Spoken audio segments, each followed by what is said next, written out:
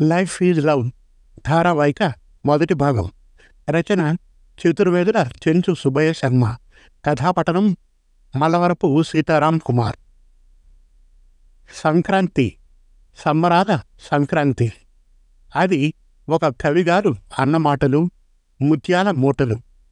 College principal వరదరాజుల Naidu గారు 3 మాసాల క్రిందట పెద్ద కూతురు వాణికి హైదరాబాదులో అసిస్టెంట్ ఇంజనీర్గా పనిచేస్తున్న నవీన్తో తనకు ఉన్నంతలో ఎంతో ఘనంగా వివాహం జరిపించారు.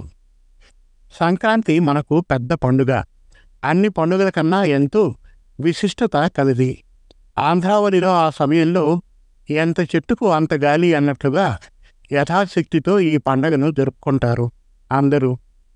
కొత్తగా పెళ్ళైన అల్లుడు గారు సతీ సమేతంగా అత్తవారింటికి రావడం, వారి సత్కారాలు అందుకోవడం మన ఆనవాయితీ.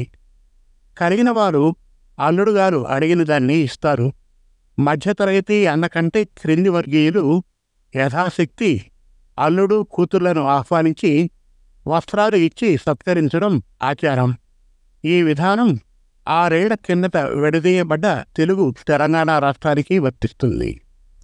పండగకు వచ్చిన అల్లుడు నవీన్ గారిని గురించి వాణి, నాన్న మా వారు ఆఫీస్కు బస్సులో వెళ్తారు అన్న కూతురు మాటను మనసున ఉంచుకొని పండక్కి తన మాట ప్రకారం వచ్చిన అల్లుడికి బుల్లెట్ బండిని కానుకగా ఇచ్చి సత్కరించారు నాయుడు గారు, వారి సతీమణి అనురాధ.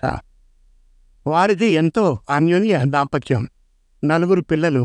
వాడి 2వ సంతతి. 2 ఆడపిల్లలు, 2 మగపిల్లలు. వరుస క్రమంగా మగ ఆడ మగ ఆడ. పెద్ద కొడుకు భాస్కర్ అమెరికాలో సాఫ్ట్వేర్ ఇంజనీర్, వివాహం కాలేదు. 2వ సంతతి వాణి లాయర్, వివాహం అయింది. 3వ సంతతి దీపక్ ఎంటెక్ సివిల్ ఇంజనీర్, హైదరాబాదులో ఉద్యోగంలో చేరి 4 నెలలైంది.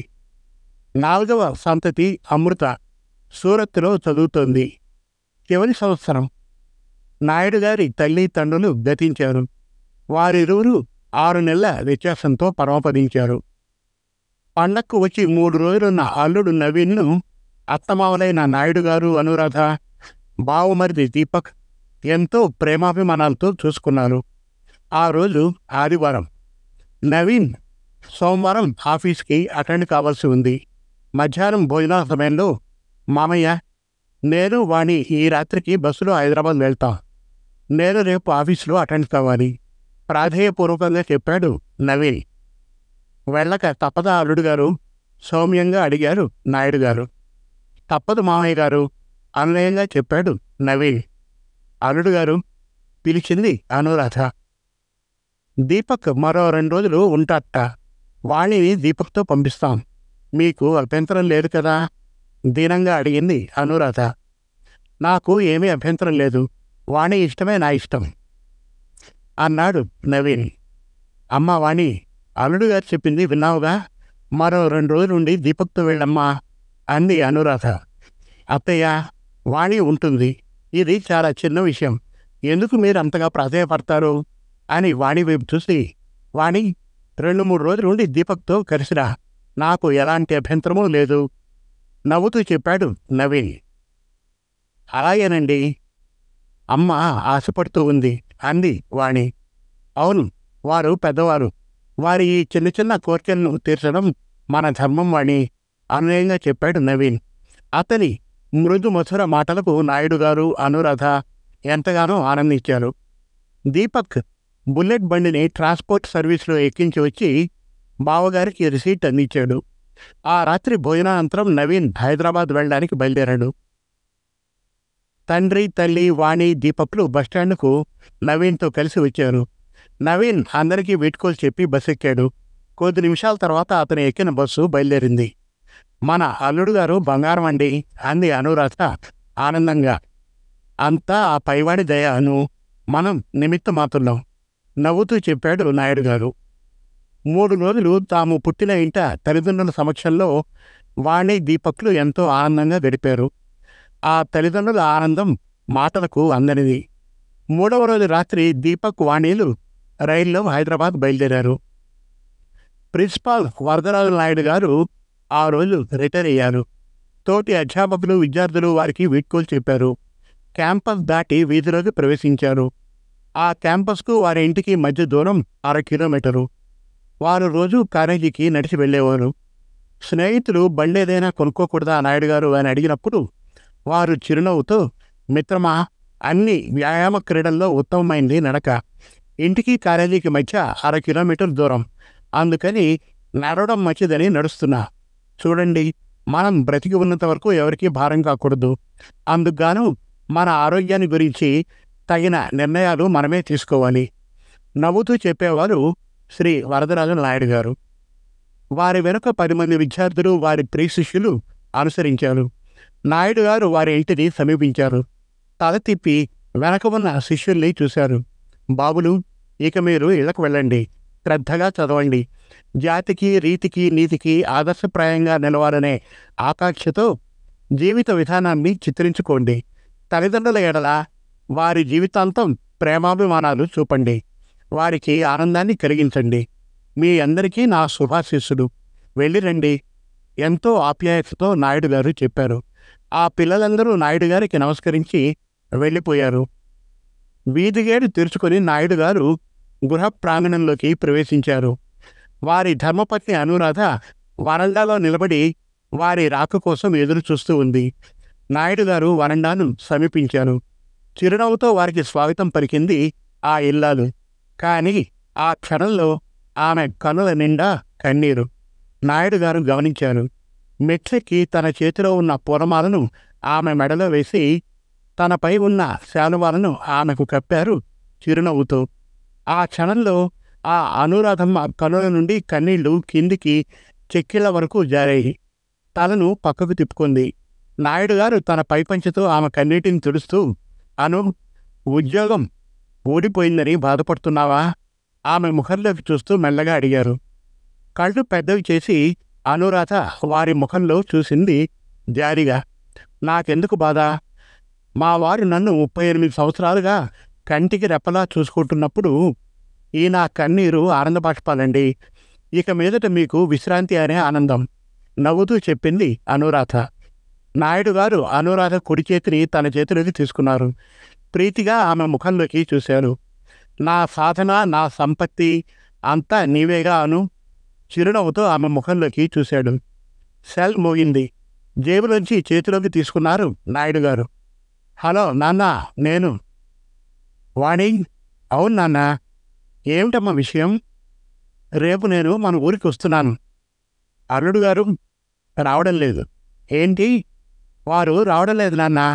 ఆమె స్వరంలో విసుగు. తల్లి, మీ అమ్మతో మాట్లాడు. సెల్ను అను చేతికి అందించారు నాయుడు గారు. వరండాలో ఉన్న వాలు కుర్చీలో కూర్చున్నారు. వాణి, ఏమిట్రా విషయం? ఆందోళనతో అడిగింది అనురాధ. నేను రేపు ఉదయం 6 గంటలకల్లా మన ఇంటికి వచ్చేస్తాను. వచ్చి అన్ని విషయాలు చెప్తాను, సరేనా? నాన్నకు చెప్పు. సెల్ కట్ చేసింది వాణి.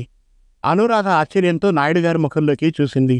ఏంటండి, అది ఒంటరిగా వస్తూ ఉందట, విచారంగా అంది అనురాధ. రాని అను, ఈ కాలం పిల్లలు కదా, వారికి వారు నమ్మిందే వేదం. విరక్తిగా నవ్వారు నాయుడు గారు. నాకు అయోమయంగా ఉందండి. భార్యాభర్తల మధ్య ఏదైనా. ఆగను, ఎందుకలా ఆలోచిస్తావు? ప్రశాంతంగా ఉండు. ఉదయం 6 గంటలకల్లా వస్తుందిగా, అన్ని వివరాలు తెలుస్తాయిగా, సౌమ్యంగా అనురాధకు చెప్పాడు. అనురాధ దిగురుపడి నాయుడు గారి ముఖంలోకి చూస్తూ, మీకు ఉన్నంత మనోనిబ్బరం నాకు లేదు కదండి, విచారంగా చెప్పింది అనురాధ. సహనం సర్వదా రక్ష అను, తెలుసుగా, అనుమానంతో మనస్సు పాడు చేసుకోకు అన్నయ్యగా చెప్పారు నాయుడు గారు. సరేనండి, బట్టలు మార్చుకొని భోజనానికి రండి. కూతురు వాణిని గురించిన ఆలోచనలతో ఇంట్లోకి వెళ్ళిపోయింది. నాయుడు గారు భార్యామణి బాధపడుతుందని అలా గాంభీర్యాన్ని ప్రదర్శించారు. కానీ వారి హృదయంలో వాణి ఈ ఆకస్మిక ఒంటరి రాకకు ఏదో కారణం ఉండుంటుంది. అది ఆమె వస్తే గానీ తెలియదు. అల్లుడు గారికి ఆమెకు ఏ కారణంగానైనా భేదాభిప్రాయం ఏర్పడిందా ఏమో, మొత్తానికి కారణం బలమైందే. కాకపోతే వాణి ఒంటరిగా బస్సులో హైదరాబాద్ నుంచి నెల్లూరుకి రావడం ఏమిటి అనుకున్నారు. నాయుడు గారి మనస్సు కీడును శంకిస్తుంది. అనురాధ పిలుపు విని కుర్చీలోంచి లేచి ఇంట్లోకి ప్రవేశించి తమ గదికి వెళ్ళి బట్టలు మార్చుకొని డైనింగ్ హాల్లోకి ప్రవేశించారు. అనురాధ మౌనంగా వడ్డించింది. అను, నీవు తిను, ప్రీతిగా చెప్పారు నాయుడు గారు. మనస్సు వ్యాకులంగా ఉందండి, విచారంగా చెప్పింది అనురాధ. పరిశీలనగా ఆమె ముఖంలోకి కొన్ని క్షణాలు చూశారు నాయుడు గారు. తర్వాత చిరునవ్వుతో, తల్లివి కదా, అది సహజమై. మన వాణి చాలా తెలివైంది నారాయే. త్వరపడి తప్పుడు నిర్ణయాలు తీసుకోదు.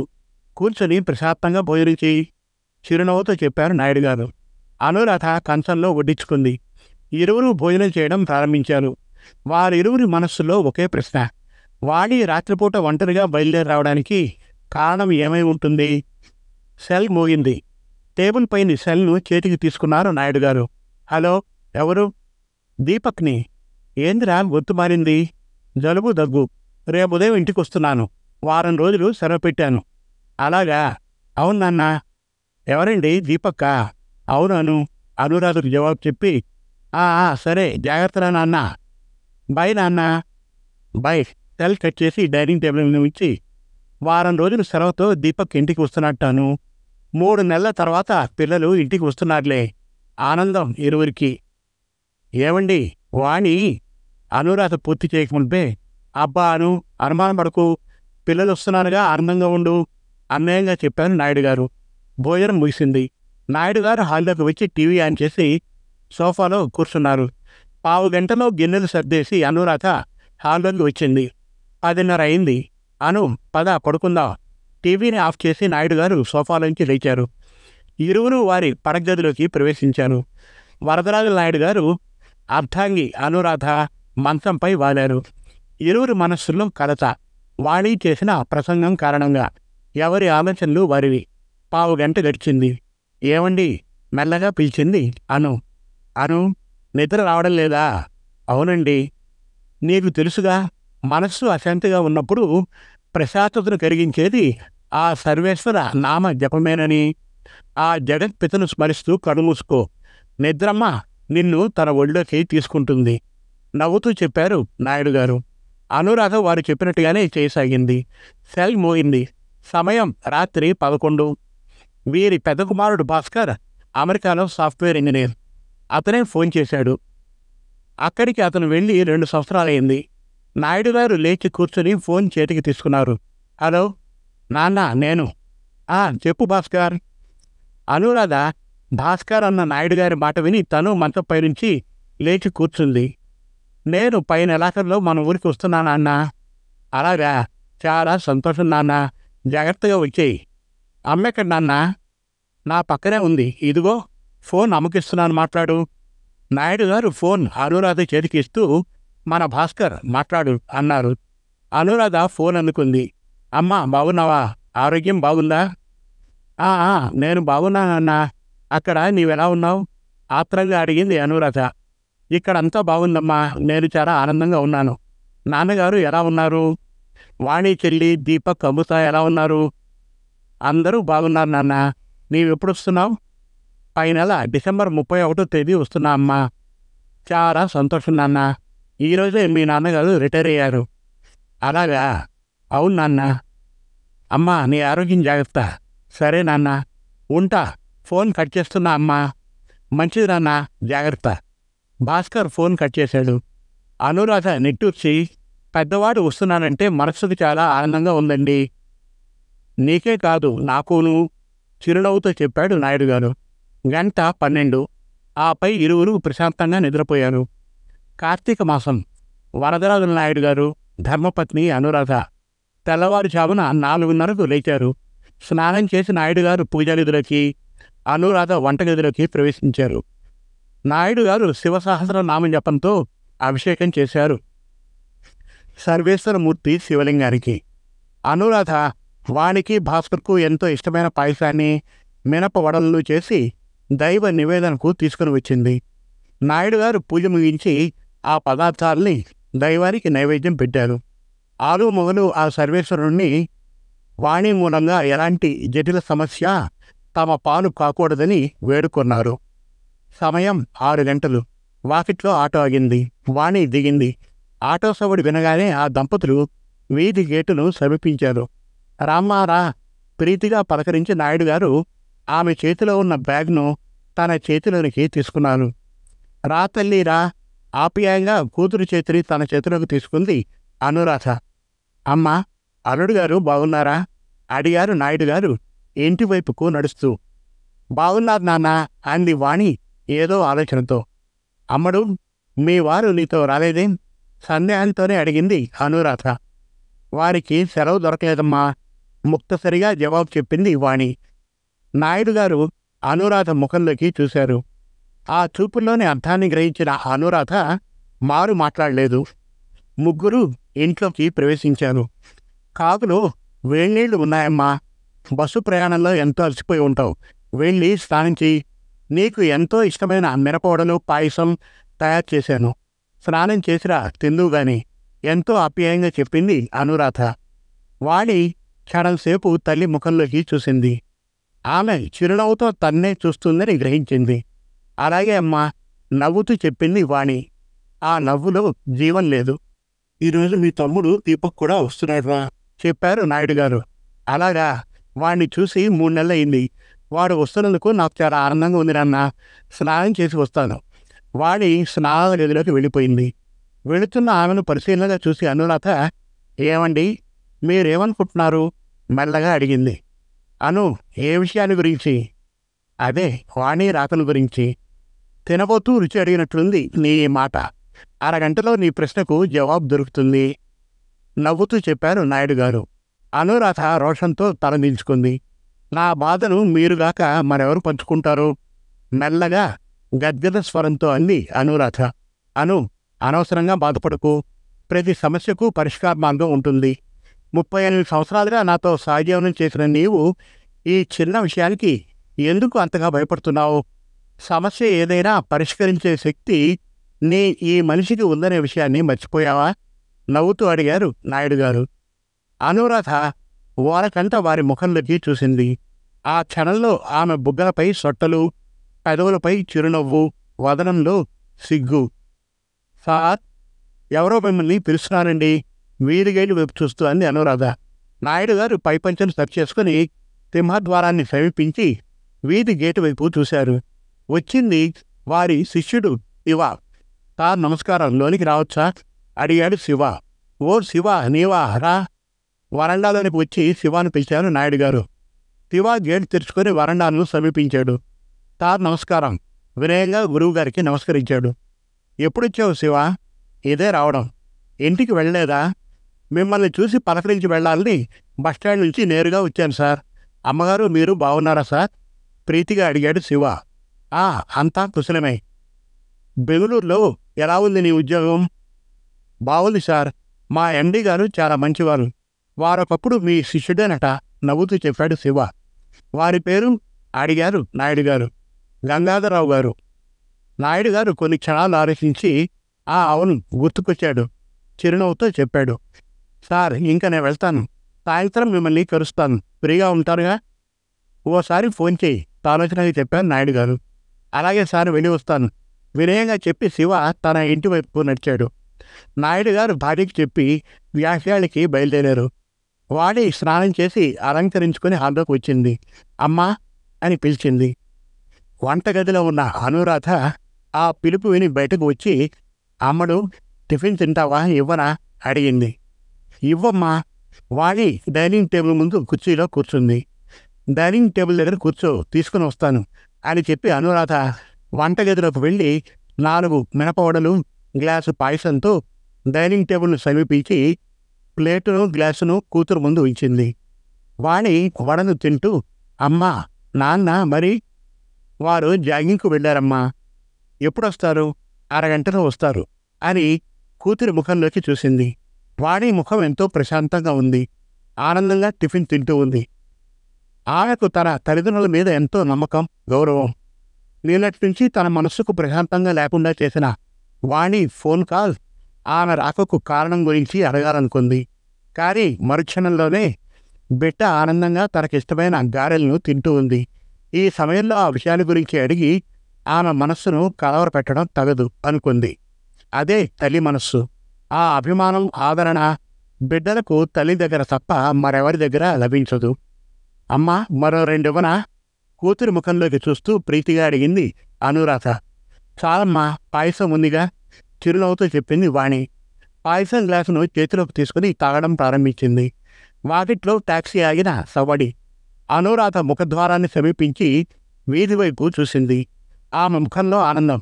గబగబా వీధి గేటు వైపుకు నడిచింది. వచ్చింది చిన్న కొడుకు దీపక్. తల్లిని చూసి, అమ్మా నేను వచ్చేశా, నవ్వుతూ చెప్పాడు దీపక్. రా నాన్న రా. కొడుకును పరిశీలనగా చూసి, ఎరా నాన్న తగ్గిపోయావు? కొడుకు చేతిని తన చేతిలోకి తీసుకుని ప్రీతిగా అడిగింది. ఈ మధ్య యోగా ఆసనాలు వేస్తున్నానమ్మా. పాయసం తాగిన వాణి వరండాలకు వచ్చి తమ్ముని చూసి, రే చిన్న దీపక్ ఎలా ఉన్నావురా అంటూ అతన్ని సమీపించి నవ్వుతూ అడిగింది. బాగున్నావా అక్క, నువ్వెప్పుడొచ్చావు? వచ్చి గంట అయింది. బావగారు రాలేదా? లేదురా. ఆ క్షణంలో అంతవరకు ఆమె ముఖంలో ఉన్న ఆనందం మాయమైంది. విచారం చోటు చేసుకుంది. దాన్ని గమనించిన అనురాధ, పదండి ఇంట్లోకి వెళ్ళి మాట్లాడుకుందాం అంది. ముగ్గురు గృహాల్లోకి ప్రవేశించారు. నాన్న ఏరమ్మా వ్యాఖ్యానికి వెళ్ళారు. ఎంతసేపు అయింది? అర్ధగంట అయింది. ఈ పాటికి తిరిగి వస్తూ ఉంటారు. మీ అక్క స్నానం చేసి టిఫిన్ కూడా తిన్నది. నీవు వెళ్ళి స్నానం చేసిరా. నీకిష్టమైన మినపవడలు పాయసం చేశాను, తిందువు గాని. చిరునవ్వుతో దీపక్ ముఖంలోకి చూస్తూ చెప్పింది. అలాగే అమ్మా. దీపక్ తన గదిలోనికి వెళ్ళి బ్యాగును టేబుల్పై ఉంచి రెస్ట్ రూంలోకి ప్రవేశించాడు. అమ్మా, భాస్కర్ అన్నయ్యకు పెళ్ళెప్పుడు చేయాలనుకుంటున్నారు? సోఫాలో కూర్చుంటూ అడిగింది వాణి. ఇంకా అనుకోలేదమ్మా. అన్నయ్యకు ఇప్పుడు 28 ఏళ్ళు. అవును. ఆ విషయాన్ని గురించి నీవు నాన్నగారితో ఈ మధ్య ఎప్పుడు మాట్లాడలేదా? లేదురా. ఈరోజు నేను మాట్లాడతాను, నవ్వుతూ చెప్పింది వాణి. ముందు నీ ఆకస్మిక రాక కారణమేమిటో చెప్పి నా హృదయ భారాన్ని తగ్గించు తల్లి అని మనస్సును అనుకొని, సరే మాట్లాడు అంది అనురాధ. నాయుడు గారు ఇంటికి తిరిగి వచ్చారు. వారిని చూసిన అనురాధ, దీపక్ వచ్చాడండి ఆనందంగా చెప్పింది. అలాగా, ఎప్పుడు? వరండాలోని కుర్చీలో కూర్చుంటూ అడిగారు నాయుడు గారు. 15 గంట అయింది, స్నానం చేస్తున్నాడు అంది అనురాధ. వాణి ఏది? స్నానం చేసి టిఫిన్ తిని హాల్లో కూర్చుని టీవీ చూస్తూ ఉంది. చేతిని పైకెత్తి సౌజ్ఞతో అనురాధను రమ్మని పిలిచారు నాయుడు గారు. అనురాధ వంగి వారి ముందుకు వచ్చింది. వాణి ఏమైనా చెప్పిందా? మెల్లిగా అడిగారు నాయుడు గారు. లేదు, తను మెల్లగానే చెప్పింది అనురాధ. కొన్ని క్షణాలు కళ్ళు మూసుకొని తెరిచి నిట్టూర్చి, నీవు ఆమెను ఏమీ అడగలేదుగా? లేదండి అంది అనురాధ. స్నానం చేసి డ్రెస్ మార్చుకొని హాల్లోకి వచ్చిన దీపక్ అమ్మా అని పిలిచాడు. వరండాలో ఉన్నారా? దీపక్ వరండాలోకి వచ్చాడు. నాయుడు గారిని చూశాడు. సమీపించి, గుడ్ మార్నింగ్ నాన్న చిరునవ్వుతో చెప్పాడు దీపక్. గుడ్ మార్నింగ్ దీపు, ఆరోగ్యం బాగుందిరా? సూపర్ నాన్న. లేవండి మీరు, దీపక్ టిఫిన్ తిందురు గాని. రండి నాన్న, ఆకలి దంచేస్తుంది నవ్వుతూ చెప్పాడు దీపక్. పద తిందాం. కుర్చీలోంచి లేచారు నాయుడు గారు. దీపక్, నాయుడు గారు, అనురాధ టిఫిన్ తిని హాల్లోకి వచ్చారు. వాణి టీవీ చూస్తూ ఉంది. నాయుడు గారు ఆమె పక్కన కూర్చున్నారు. ఎదురి సోఫాలో దీపక్, అనురాధ కూర్చున్నారు. అమ్మడు, టీవీని ఆపరా అన్నారు నాయుడు గారు. వాణి టీవీని ఆపి తండ్రిగారి ముఖంలోకి చూసింది.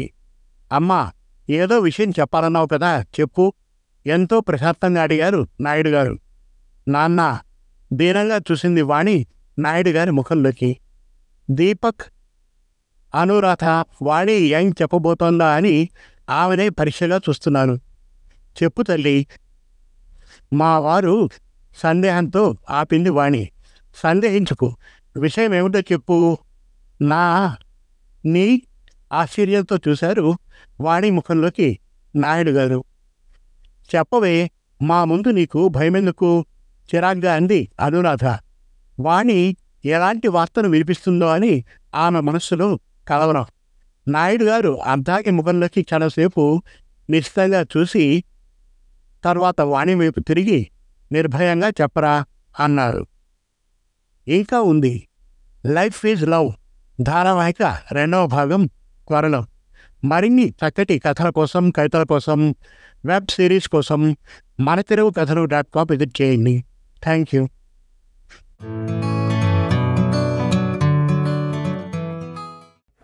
మీరు మెచ్చే చక్కటి తెలుగు కథలను స్పష్టమైన ఉచ్చారణతో, వినాలనిపించే గాత్రంతో మనతెలుగుకథలు.com వారి యూట్యూబ్ ఛానల్లో పూర్తి ఉచితంగా వినండి, చూడండి. మన తెలుగు కథలు .com వారి యూట్యూబ్ ఛానల్ను ఈరోజే ఉచితంగా సబ్స్క్రైబ్ చేయండి. ఎంపిక చేసిన చక్కటి కథలను వీణుల విందుగా వినండి. వందల కొద్దీ మంచి కథలను రచయితల వారీగా పొందుపరిచాము. మరుగున పడుతున్న తెలుగు కథలను మీ ముందుకు తెస్తున్న మా ప్రయత్నానికి సహకరించండి. ధన్యవాదాలు.